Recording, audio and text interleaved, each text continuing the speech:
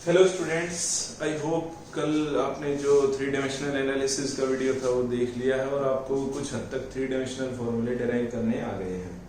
लेकिन उनमें मैंने कल थोड़ा सा बेसिक ही कराया था, थोड़ा सा एक पॉइंट अलग रह जाता है।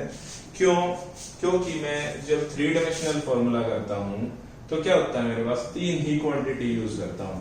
M stands for mass, L state करता है मेरा लेंथ को और T स्टेट करता है टाइम को। तो आप लोगों ने अगर बुक थोड़ा बहुत भी मेहनत की होगी तो क्या होगा, एक वर्ड और आया होगा ए स्टैंड करता है वैसे तो चार्ज या इलेक्ट्रिक फील्ड के लिए, इलेक्ट्रिसिटी के लिए। तो ए जब भी मैं चार्ज की बात करूंगा तो जैसे आप लोगों ने 10th क्लास में ओम्स लॉ पढ़ा होगा। ओम्स लॉ स्टेट करता है, क्या करता है, उससे पहले करंट क्या होता है, rate of the flow of the charge, I is equal to Q upon T, I is equal to Q upon T। Clear है? यानी मुझे जो करंट है उसका जो चार्ज पर यूनिट टाइम है उसका थ्री डायमेंशनल फॉर्मूला निकालना है। तो अब चार्ज है, चार्ज के लिए तो मेरे पास ना तो मास ना ये कुछ लेंथ कुछ नहीं होती, सिर्फ ये कुछ उसका क्या होता है, मास। तो मैं यहाँ पर पहले चार्ज का निकाल लूं तो क्या हो जाएगा, I इंटू टी। तो करंट के लिए मेरे पास एक स्पेसिफिक वर्ड है, वो मैं क्या यूज करूंगा, ए। टाइम पीरियड के लिए मेरे पास अगेन वही टी है। तो एक चार्ज का थ्री डायमेंशनल फॉर्मूला क्या बन गया, M0 L0 T1 और A1। This is the three dimensional formula for charge. Current का कितना हो गया, चार्ज के लिए फिर से A अपॉन T, तो कितना बन गया, M0 L0 T-1 and A1। This is the three dimensional formula for current। ऐसे ही हमारे पास कांस्टेंट वैल्यूज होती हैं, जैसे कांस्टेंट वैल्यू थी ग्रेविटी 9.8 मीटर पर सेकेंड स्क्वायर। ठीक है, ग्रेविटी की वैल्यू क्या है, कांस्टेंट है, लेकिन उसकी एसआई यूनिट ही मुझे बता रही है थ्री डायमेंशनल फॉर्मूला। तो जी का जो थ्री डायमेंशनल फॉर्मूला हो गया वो कितना हो गया, m मीटर मतलब length upon second square T square. तो जी की वैल्यू थ्री डायमेंशनल फॉर्मूला कितना होगा ग्रेविटी का, M0 L1 T-2। क्लियर है? अगर उसके बावजूद आपको कुछ प्रॉब्लम है तो ग्रुप पे मैसेज छोड़ सकते हैं, अदरवाइज कमेंट बॉक्स में भी आप डाल सकते हैं वीडियो के नीचे। ठीक है, तो आज हम करते हैं इनके यूजेस का है। तो यूजेस क्या क्या होते हैं, दो बेसिक होते हैं uses of three dimensional formulas या एनालिसिस। सबसे पहले ये मुझे चेक करके देता है कि जो मेरे फॉर्मूले हैं, चेकिंग ऑफ फॉर्मूलाज। और सेकंड कि ये कंजर्वेशन भी करता है। कंजर्वेशन वैसे तो हमने पढ़ा है, जैसे काइनेटिक एनर्जी जितनी पोटेंशियल एनर्जी में चेंज होगी उतनी ही potential energy kinetic energy low होती जाएगी, पोटेंशियल एनर्जी हाई होती जाएगी। जितनी पोटेंशियल एनर्जी लो होती है, इन कन्वर्जन है, हीट नहीं energy neither be created nor be destroyed. तो ऐसे ही कन्वर्जन है कि एक थ्री डायमेंशनल फॉर्मूला किसी भी सिस्टम में, देखो दो सिस्टम होते हैं हमारे पास, MKS और CGS। इन दोनों सिस्टम में थ्री डायमेंशनल फॉर्मूला कोई फर्क नहीं होता, लेकिन ये मुझे उसका कंजर्वेशन और कन्वर्जन दोनों ही देता है। जैसे हम लोगों ने पढ़ा कि भाई जो 1 न्यूटन है वो 10⁵ डाइन के इक्वल है। 1 न्यूटन जो उसकी एसआई यूनिट है वो कौन सी है, MKS यूनिट्स में, ये CGS में। ठीक है, तो ये कन्वर्जन भी हमें कौन देते हैं, थ्री डायमेंशनल फॉर्मूला। तो सबसे पहले हमारा स्टेप है चेकिंग ऑफ फॉर्मूलाज। क्लियर? तो चेक करते हैं, सबसे पहले चेक कर लेते हैं भाई कोई 10-12 फॉर्मूले। सबसे पहले प्रेशर। प्रेशर क्या होता है बेटा, मास, प्रेशर होता है फोर्स पर यूनिट एरिया। सीधा लिखने लेते हैं, प्रेशर होता है फोर्स पर यूनिट एरिया। अगर मैं इसको कहूं कि pressure into area is equal to क्या होना चाहिए, फोर्स। बिल्कुल चेकिंग हो जाएगी कि हाँ ये फॉर्मूला थ्री डायमेंशनल फॉर्मूले में सही है कि गलत है, जो भी है। ठीक है, तो मैं इसको चेक करते हैं। तो प्रेशर का डायमेंशनल फॉर्मूला निकालते हैं। तो डायमेंशनल फॉर्मूला इसी से निकलेगा, लेकिन हमें याद हो गया होगा तो याद भी हो सकता है, लेकिन हम अलग ही निकालते हैं। तो प्रेशर का हो गया, फोर्स का मुझे याद हो गया m1 L1 T-2। आप लोगों को भी याद हो जाना चाहिए कुछ हद तक, एक दो फॉर्मूला। फोर्स तो छोड़ो, m1 L1 T-2 इसको तो मोस्टली यूज होना है। तो फोर्स का क्या होगा, अपॉन एरिया मींस लेंथ का square means m1 L-1 T-2। This is the three dimensional formula for pressure, L-1 T-2 into area. Area का थ्री डायमेंशनल फॉर्मूला क्या हो गया, एरिया की वैल्यू क्या होती है, मीटर स्क्वायर। तो क्या हो गया, बोलो भाई, L स्क्वायर m0 T0 तो into m0 L square T0 is equal to force. Force का क्या हो गया, m1 L1 T-2। अब देखो, जब भी पावर मल्टीप्लाई में होती है तो पावर क्या होती है, ऐड। तो 1 + 0 1। जब भी पावर कितना हो गया, प्लस के 2 माइनस का 1 तो L1 T -2। तो वही फॉर्मूला हो गया LHS = RHS। कहोगे सर ये तो बहुत सिंपल था, ये तो हमारे लिए बहुत है। अब निकाल लेते हैं भाई एनर्जी का। चलो ठीक है, एनर्जी का निकाल लेते हैं या वर्क डन का निकाल लेते हैं, जो आप चाहो। तो सबसे पहले हम निकालते हैं वर्क। वर्क डन क्या होता है भाई, क्या होता है work done, force into displacement. और वर्क डन असल में is a kind of energy, is a kind of energy. यानी वर्क डन कितना है, जितनी एनर्जी कंजप्शन हुई। तो एनर्जी का और वर्क डन का फॉर्मूला सेम होना चाहिए। तो हम एनर्जी का अपने हिसाब से निकालें। बाई चांस मैं काइनेटिक एनर्जी ले लेता हूं, हाफ mv²। अब ये दोनों ही मुझे इक्वल प्रूव करनी है, ठीक है।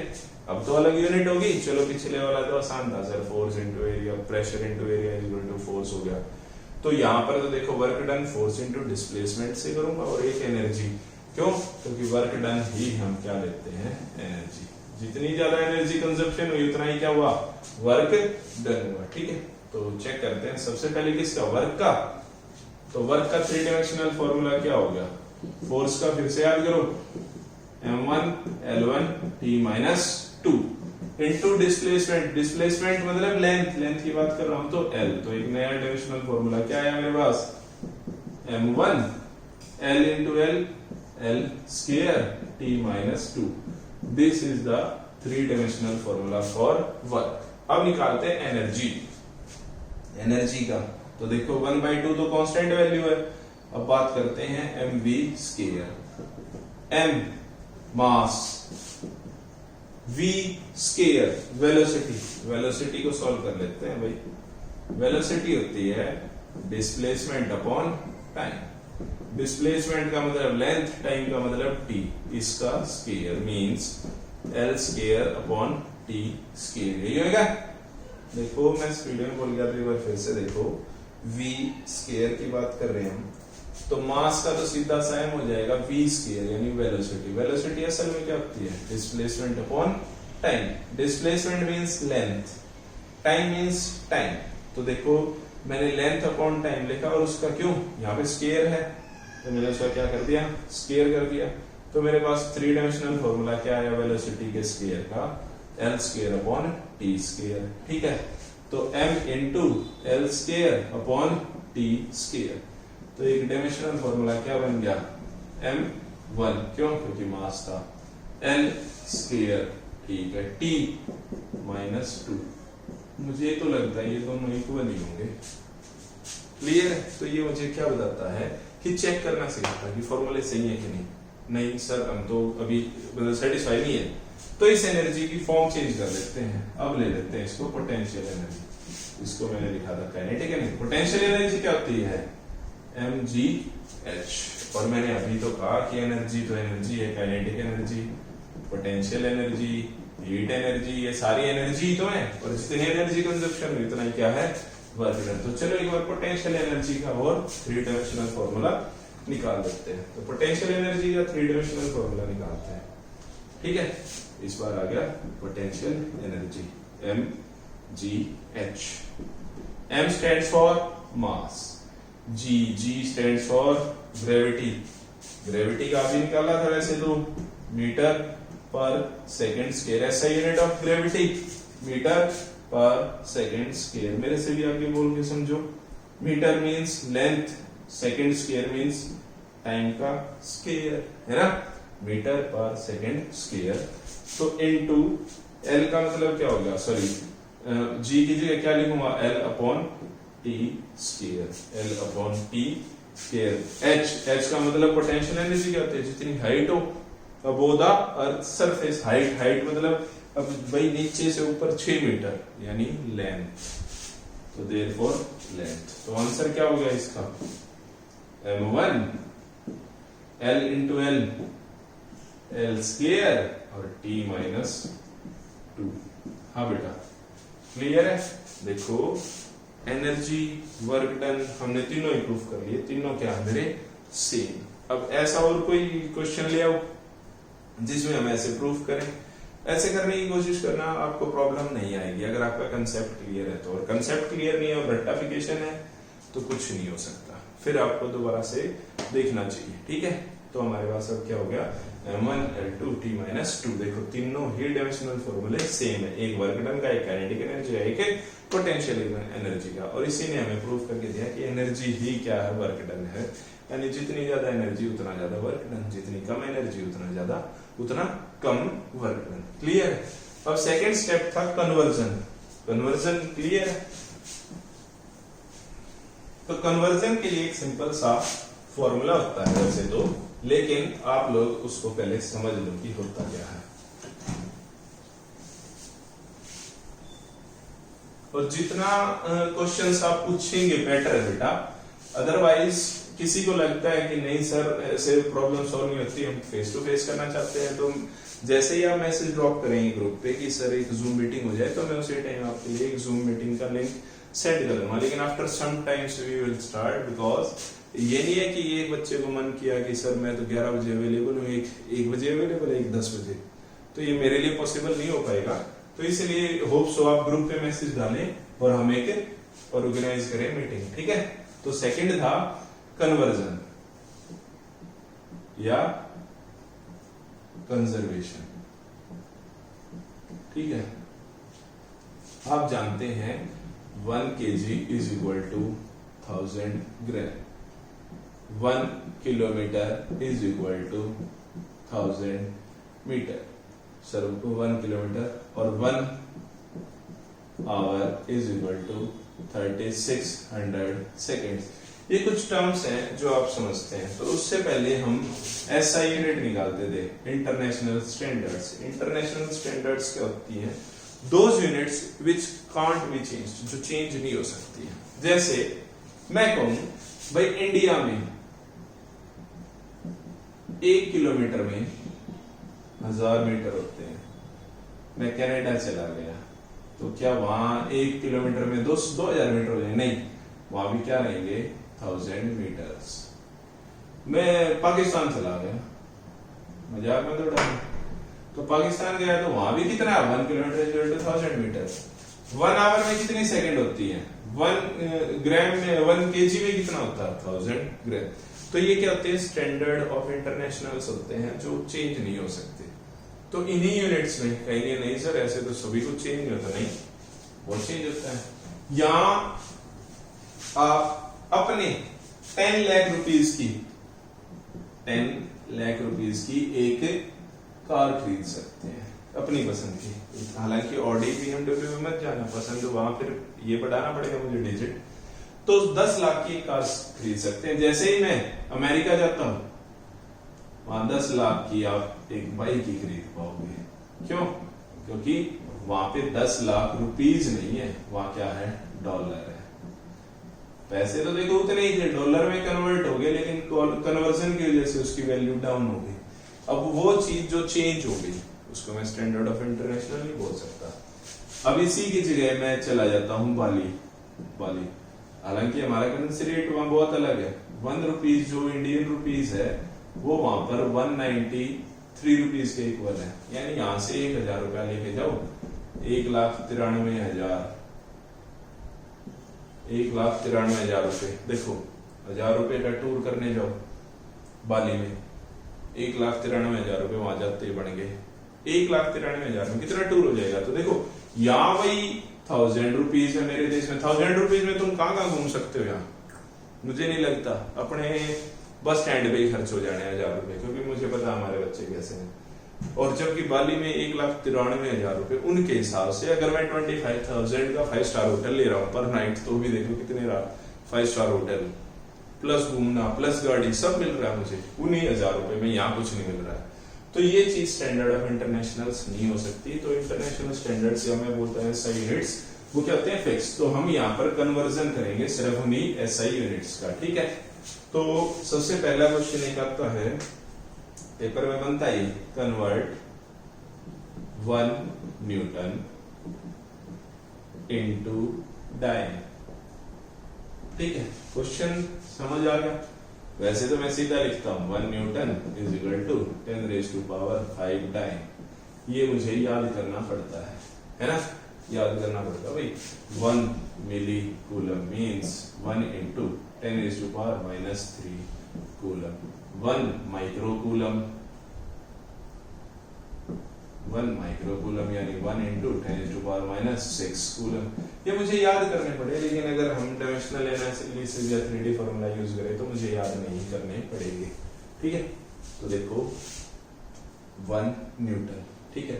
तो इसके लिए एक फॉर्मूला होता है, Q इज, जिस क्वांटिटी की बात कर रहा हूं मैं, इसके लिए मेरे पास एक होगा N1 U1 N2 U2। N1 by chance वो MKS यूनिट में है, बाई चांस MKS यूनिट में है। N2 वो CGS सिस्टम में है, बाई चांस मैं क्रॉस भी कर सकता हूं, ठीक है। तो कोई एक यूनिट में मैंने उसकी जो वैल्यूज ली वो N1 U1 ली, और दूसरी यूनिट में उसका नाम रख दिया N2 U2, ठीक है। तो भाई इन CGS सिस्टम क्या कर लेंगे? देखो उसमें क्या होती है 1 न्यूटन इज इक्वल टू 10⁻³ क्या है ये उसका मास, या मैं कहूं kg। क्या है ये? kg। उसमें क्या होता है फिर लेंथ किसमें होती है? किलोमीटर। या मैं कहूं SI यूनिट क्या होती है MKS में? मीटर। तो कितनी होगी? ये किसकी बात होगी? लेंथ की। 1 मीटर 1 kg और 1 सेकेंड, ये किसकी बात होगी? टाइम की। जब वो किसमें है? MKS सिस्टम में, मास लेंथ और किलोग्राम और इसकी उसमें सिचुएशन में, ठीक है। अब आ जाता हूं सेकेंड, डायन किसमें होता है? kg की जगह क्या हो जाएगा? ग्राम। मीटर की जगह क्या हो जाएगा? सेंटीमीटर। सेकंड की जगह क्या हो जाएगा? सेकंड, क्योंकि SI यूनिट टाइम की, चाहे MKS सिस्टम है चाहे CGS सिस्टम है, वो SI यूनिट क्या रहेगी? सेकंड। जबकि इसकी चेंज हो जाएगी मीटर से किसमें? सेंटीमीटर में। kg से किसमें? ग्राम में, ठीक है। तो dimensional formula by chance M1 L1 T-2 ये फॉर्मूला था। तो ये उसके coordinates A B C same रखने होते हैं मुझे, मास की वैल्यू चेंज करनी होती है। तो Q is equal to N1 U1 N2 U2। ये सेम है मेरी वैल्यू, हम मानते हैं, कन्वर्जन कर रहे हैं हम सब। तो मुझे क्या निकालना है? N1 U1 upon U2 is equal to N2। मुझे N2 ही तो निकालना है, यानी डायन में कन्वर्ट करना है। This is N2, this is N1। अब U1 U2 क्या है? U1 is the 3-dimensional formula in this format. 3-dimensional formula in this format. U2 क्या है? 3-dimensional formula in this format. Plus जो ये ABC है ये क्या रखनी है मुझे? remains same. ठीक है, थोड़ा अटपटा या कंफ्यूज हो गए होंगे, लेकिन अभी घबराना नहीं, मैं लिख रहा हूं फॉर्मूला में, फिर से लिख रहा हूं N1 N2 क्या है उनकी न्यूमरल वैल्यूज u1 u2 क्या है formula in different formats Q quantity, जिस क्वांटिटी की हम बात कर रहे हैं, ठीक है। तो यहां मेरे को 1 न्यूटन का 3 डायमेंशनल फॉर्मूला क्या होगा भाई, m1L1T-2। तो A की वैल्यू क्या होगी 1, B की वैल्यू क्या होगी 1, C की वैल्यू क्या होगी -2। तो A B C क्लियर है। अब निकालते हैं भाई, चलो ठीक है, N1 U1 N2 U2। मुझे किससे कन्वर्ट करना है, N1 न्यूटन से डायन में, तो ये वाली चीज फाइंड करनी है, ये वाली चीज फाइंड करनी है, N2 फाइंड करना है। तो ये U2 यहाँ के क्या हो गया डिवाइड, ये क्या हो गया डिवाइड। तो मेरे पास एक फॉर्मूला बन गया N2 is equal to N1 U1 upon U2। N1 की वैल्यू क्या है 1 न्यूटन, न्यूमरल वैल्यू मैंने कहा ना, N1 N2 क्या है न्यूमरल वैल्यू। तो N2 is equal to 1 into U1 क्या हो गया 1 kg 1 मीटर 1 सेकेंड, ठीक है। न्यूमरल वैल्यू मैंने इसकी साथ में लिख दी, अपॉन में U2, इसको लिख ही देते हैं ताकि प्रॉब्लम सॉल्व। ये हो गया, U2 क्या बन गया 1 ग्राम 1 सेंटीमीटर और 1 सेकेंड,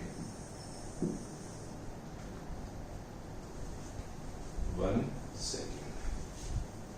अब देखो, मुझे जब भी डिनोमिनेटर या p/q फॉर्म में मिलता है तो मैं कट करने की सोचता हूं, तो कट करने के लिए मुझे इक्वल रखना पड़ेगा। तो N2 is equal to 1 into kg को क्या लिख सकता हूं 10⁻³ ऑफ ग्राम, 1 मीटर को क्या लिख सकता हूं 10⁻² ऑफ सेंटीमीटर। क्यों, क्योंकि 1 metre is equal to 100 centimetre, यानी 1 metre is equal to 10⁻² centimetre, या मैं कहूँ 10⁻² सेंटीमीटर इज इक्वल टू 100 या 1 सेंटीमीटर, ठीक है, क्लियर। तो ये सारी चीजें मैंने इसमें लिख दिया।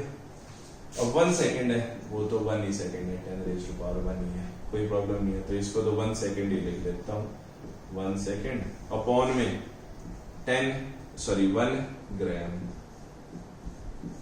1 सेंटीमीटर 1 सेकेंड। कट करूं, पूरा आ गया। तो N2 की वैल्यू कितनी आ गई 10⁻3 10⁻2 यानी 10⁻5 डायन, यानी 1 न्यूटन किसके इक्वल होगा 10⁻5 डायन के, ठीक है। N2 यानी 1 न्यूटन। अब आप लोगों को याद हो गया होगा 1 न्यूटन इज इक्वल टू 10⁻5 डायन। कह दो सर नहीं समझ आया, एक बार फिर से रिपीट करो। तो इस बार और स्लोली देखते हैं। अब देखो SI यूनिट ऑफ एनर्जी पकड़ते हैं, बिल्कुल स्टेप वाइज सुनना बहुत आराम से।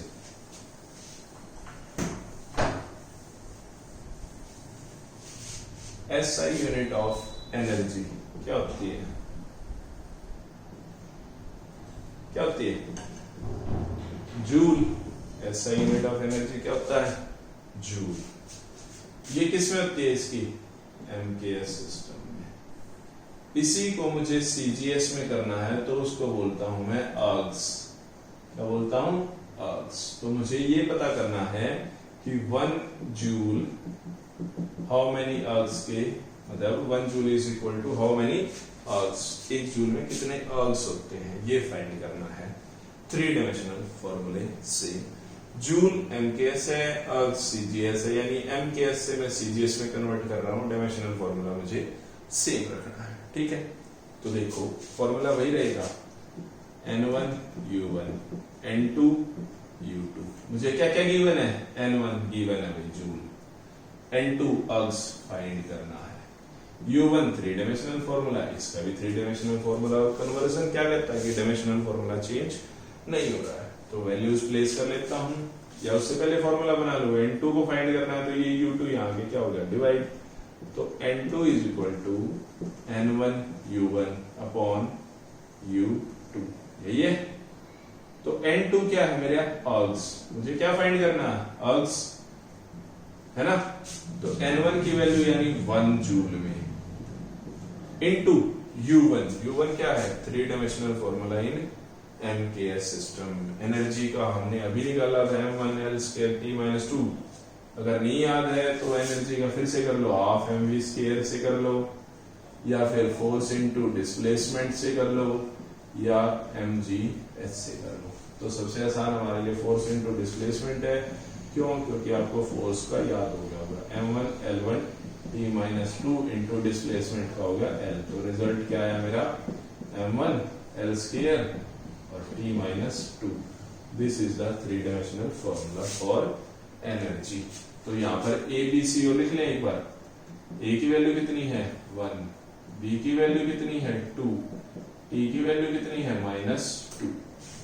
अभी कहेंगे सर ये वाली चीज लिखने में पिछले उसमें तो आपने यूज किया ही नहीं, पिछले इसमें यूज इसलिए नहीं किया क्योंकि वहां पर MLT-2 था और T तो सीधा ही कट गया था, इसलिए उस -2 की वैल्यू भी कोई कदर ही नहीं हुई थी, ठीक है। लेकिन इस बार B2 है तो देखना थोड़ा तो फॉर्मूला लिख लेता हूं 1 इंटू m मास केजी में, लेंथ मीटर में, टाइम सेकंड में, अपॉन सीजीएस सिस्टम में कन्वर्ट करना है, यानी अर्ग्स क्या है उसकी सीजीएस की एसआई यूनिट है, एमकेएस की एसआई यूनिट है जूल, सीजीएस की है अर्ग्स, तो क्या हो गया केजी, इसमें कन्वर्ट हो जाएगा केजी ग्राम में, मीटर किस में कन्वर्ट होएगा सेंटीमीटर में, सेकंड किस में कन्वर्ट होएगा सेकंड में, ये तो है ही प्रॉब्लम। अब आ जाते हैं वही वाला फॉर्मूला, केजी को ग्राम में कन्वर्ट करूंगा तो 10⁻³ अपॉन 1 ग्राम, ठीक है। इसकी पावर m की पावर कितनी है 1। अब आ जाता हूं l की पावर, मीटर से सेंटीमीटर में यानी 10⁻² अपॉन ग्राम, सॉरी सेंटीमीटर 1, ठीक है। कितनी पावर है लेंथ की 2, ठीक है। और अब आ जाते हैं टाइम की, यानी 1 सेकेंड अपॉन 1 सेकेंड, इसकी कितनी पावर है -2, ठीक है।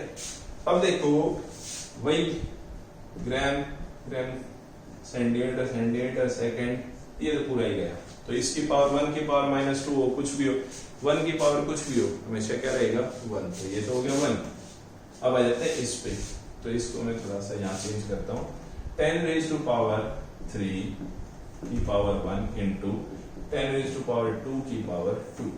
तो पावर जब ऐसे हो, पावर की पावर हो, तो सीधा सा क्या कर दो मल्टीप्लाई कर दो 4, तो 10⁻³ इंटू 10⁻⁴ कितना हो गया 10⁻³ + 4 7 means 1 joule is equal to 10⁻⁷ clear है बेटा। प्रैक्टिस के लिए आज आप लोग ये क्वेश्चंस करेंगे, प्रॉब्लम्स आएंगी, गारंटी है प्रॉब्लम्स आएंगी, प्रॉब्लम्स लूंगा भी, लेकिन एक बार करें तो तभी तो पता चलेगा ना बेटा कितना लगता है, ठीक है। तो आई होप आप सबको समझ आया होगा, कुछ डाउट्स होंगे तो हम ले लेंगे, कोई प्रॉब्लम नहीं है, लेकिन वो तब होगा जब आप कुछ करेंगे। Thank you for the day.